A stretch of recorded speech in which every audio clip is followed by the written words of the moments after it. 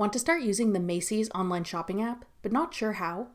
I'm Jessica, and in this video, I'll show you how to download and install the Macy's app.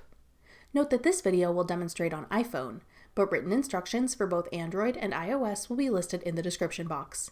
Now let's get started. To download the Macy's app, first open the App Store. Go to the Search tab. Then type in Macy's in the search bar. Tap Macy's when it appears in the search results. Then tap Get. If prompted, use Face ID or enter your password to confirm that you want to download the app.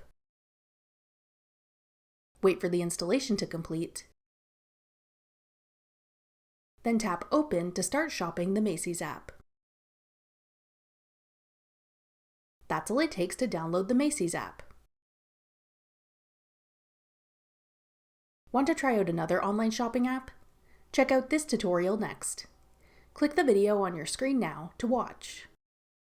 Thanks for watching. If you found this video helpful, we'd love it if you'd hit the like button below and subscribe to our channel. We put out great new tech tutorials like this one every day.